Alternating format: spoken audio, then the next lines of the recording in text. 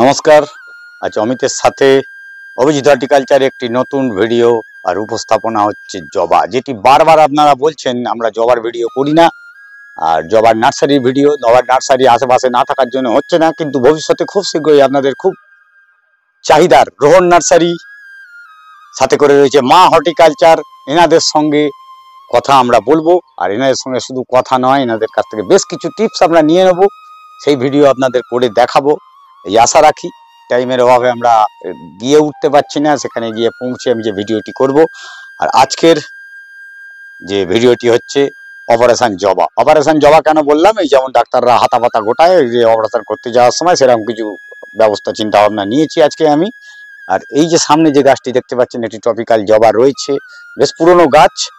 আর আমরা গাছের রিপোর্টিং বলতে যেটি বুঝি, সেই রিপোর্টিং এখানেও হবে।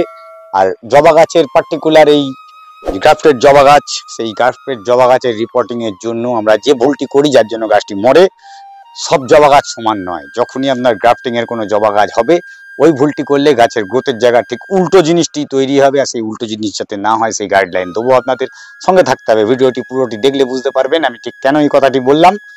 আর আমরা যে বলি আমাদের যেগুলো ট্রপিক্যাল জবা বা অস্ট্রেলিয়ান জবা, সেই জবায় ভালো ফুল পাই না। তার ফুল না পাওয়ার কারণ, গাছের প্রপারলি গ্রোথ কেন না হয় না, সেই কারণগুলো নিয়ে আলোচনা করব।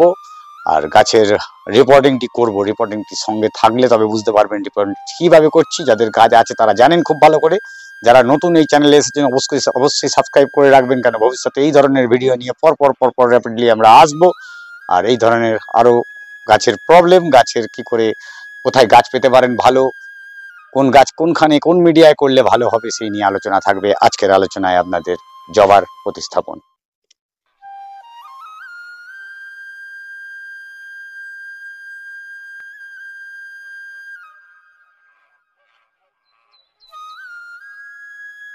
এই গাছটি দেখতেই পাচ্ছেন, গাছটি কিন্তু বেশ পুরনো গাছ, আর নয় করে বছর 3 আগেকার পুরনো একটি গাছ। সে গাছটিকে রিপোর্টিং করব। আর আমার কাছে এর থেকে বড় টপ কিছু নেই, মানে এই 10 ইঞ্চি বা 8 ইঞ্চি আপনারা যাই বলেন, আপনাদের 8-10 সেই যে টবে আছে, সেই টবে গাছটিকে রিপোর্টিং করছি আমি। আর সেই রিপোর্টিং এ গাছটি আমি তুলে ধরছি।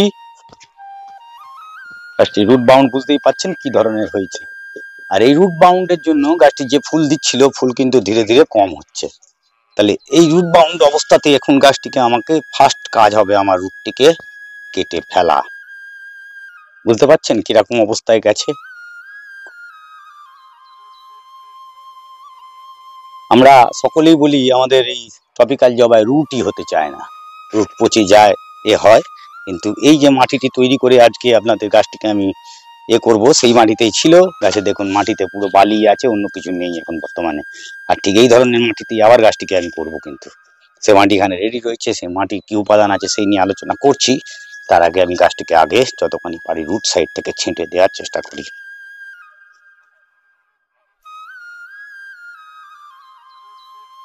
এখানে বেশ কিছু বড় শেকড় ছেঁটে বেরোবে, গাছটি কিন্তু ট্রেসের মুখে আসবে, ভয় পাওয়ার কোনো কারণ নেই। তার জন্য আমি সলিউশন দিয়ে দিচ্ছি। এই সলিউশনে রাখলে গাছটি কিছুই হবে না।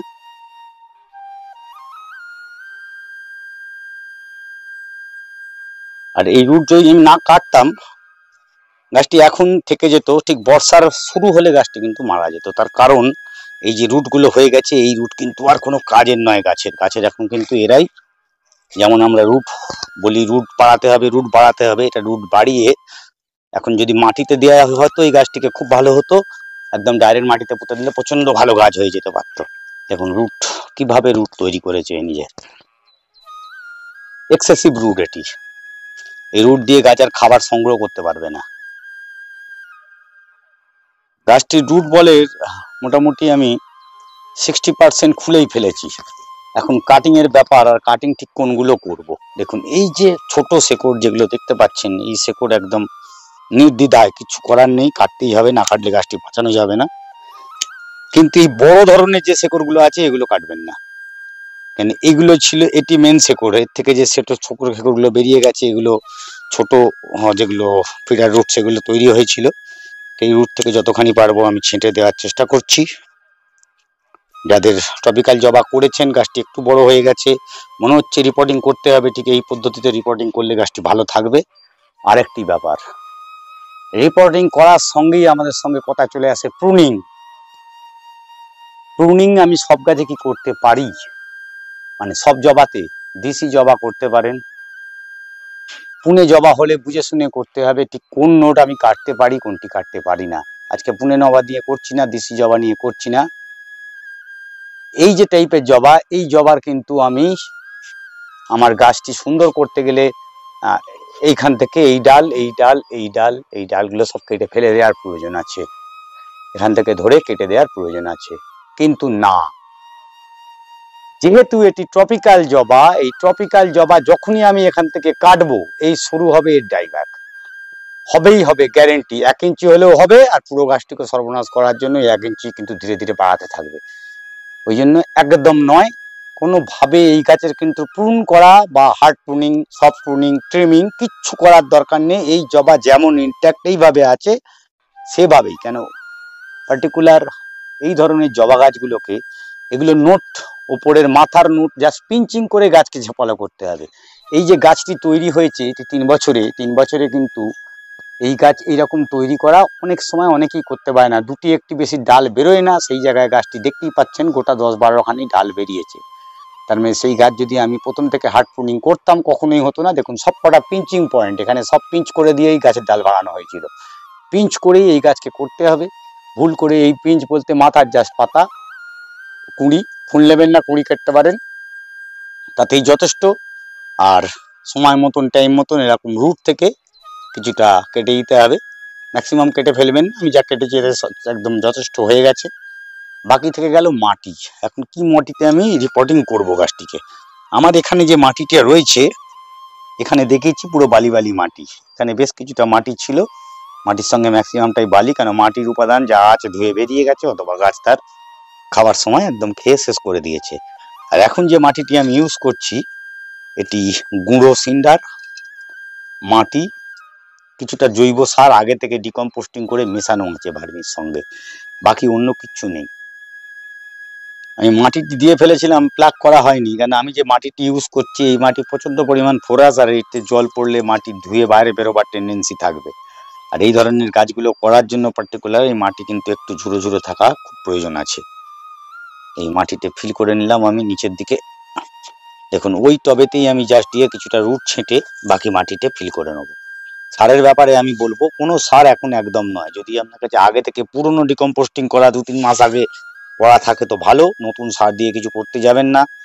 নর্মাল মাটি যেটি আছে গুঁড়ো মাটি, তার সঙ্গে সিন্ডার মিশিয়ে, এখানে এই গাছের রুট, কেন একটি গাছের সঙ্গে আরেকটি গাছ জয়েন করে এই জবা গাছগুলো তৈরি হয়, যেহেতু নিচের এইখানটা গ্রাফটিং পয়েন্ট, এই গ্রাফটিং পয়েন্ট কিন্তু এরকম উপরেই থাকবে, মাটির নিচে যাবে না। বড় টবে দিলেও কিন্তু মাটির নিচে নিয়ে যাওয়া যাবে না, তাহলে কিন্তু এখানে ফাঙ্গাল অ্যাটাক হবে, হলেই এই নোট থেকে গাছটি নষ্ট হওয়ার সম্ভাবনা থেকে যেতে পারে। সেই জন্য এরকম মাটি দিয়ে গাছটিকে ডাইরেক্ট আপনারা রিপোর্টিং করে নিতে পারবেন। সাথে রইল আরেকটি ব্যাপার, যেটি সারের ব্যাপার বলছিলাম, সার যদি দিতেই হয় আপনাদের গাছ পোতার 15 দিন পর থেকে সার শুরু করবেন।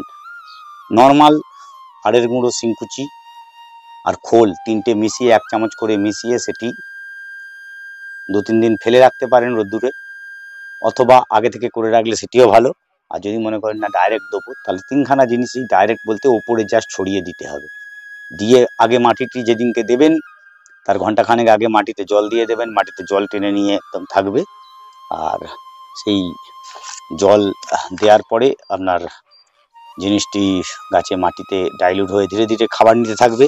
আর গাছ রিপোর্টিং করার পরে যেটি ইউজ করা খুব ভালো, সেটি হচ্ছে, এটি ইউজ করতেও পারেন নাও করতে পারেন, কিন্তু ইউজ করলে ভালো ফল পাবেন, সেটি হচ্ছে হিউমিক অ্যাসিড। যে কোনো ধরনের হিউমিক অ্যাসিড আপনারা মাটিতে দিয়ে নেবেন, দিয়ে লাস্টে যখন জল দেবেন এটিও ডাইলুটেড হয়ে মাটিতে চলে যাবে, বা জলে মিশিয়ে নিয়েও এটি করতে পারেন। এটি আমি দিয়ে রাখলাম এরকম ভাবে, কেন আমি যতবার জল দেবো ধীরে ধীরে গুলতে থাকবে। আর আপনি জলে মিশিয়ে দিলে একবারই জল দেবে, কেন মাটি প্রচন্ড ফোরাস আছে, এই ফোরাসিটির জন্য গাছের মাটিটি চলে যেতে পারে। আর সাথে করে একটু এপসাম সল্ট দেবো, যাতে রুটটি তাড়াতাড়ি জেনারেট করতে পারে। আর সবথেকে বড় কথা, গাছের যে কাটাকাটি হয়েছে এই কাটাকাটি এই নিচের সাইড দিয়ে এটি জলের সঙ্গে মিশে দ্রবীভূত হলে গাছে মাটিতে চলে যাবে, অল্প পরিমাণ, প্রচন্ড পরিমাণ বেশি দিয়ে কোনো লাভ হবে না, অল্প পরিমাণ মিশিয়ে নিলেই যথেষ্ট। আর এর উপরে আমি একটি আস্তরণ মাটি দিয়ে দিলাম, যেন মাটিতে গাছগুলো এটি জল দিলে, দেখুন এটি নরমই আছে মোটামুটি। যদি এই মাটি জল দেওয়ার পরে বসে যায় তখন আবার ফিল আপ করবেন, কিন্তু 15 দিনের আগে কোনো রকম ভাবে খাবার দেবেন না, তাতে কিন্তু ভালো রেজাল্ট পেতে পারেন। আর যদি মনে করেন খাবার দিতেই হবে, কারণ এখনো পুরোপুরি গরম পড়েনি, খোলের জল ইউজ করতে পারেন, কিন্তু 15-20 দিনের আগে কোনোভাবেই নয়। খোল জল যারা দেন দিতেই পারেন, বা এরকম জৈব সারের ওপর রাখবেন। কোনো রকম কেমিক্যাল না ইউজ করাই ভালো, কেমিক্যাল ইউজ করলে গাছের ক্ষতি হতে পারে। সেই কারণেই বারবার এটা আমরা বারণ করি, কেন গাছের রিপোর্টিং আর এই ধরনের গাছ প্রুনিং একদম চিন্তা ভাবনা নেবেন না। যেটি দেখুন উইদাউট প্রুনিং গাছটিকে রিপোর্টিং হলো, আশা করি এই গাছটিও খুব সুন্দর হয়ে উঠবে ভবিষ্যতে। আর ইন ফিউচার আমরা এই জবা গাছ নিয়ে প্রচুর ভিডিও নিয়ে আবার আসছি। অভিজিৎ হর্টিকালচার ঠিক দুপুর 1টায়। ভালো থাকবেন, নমস্কার।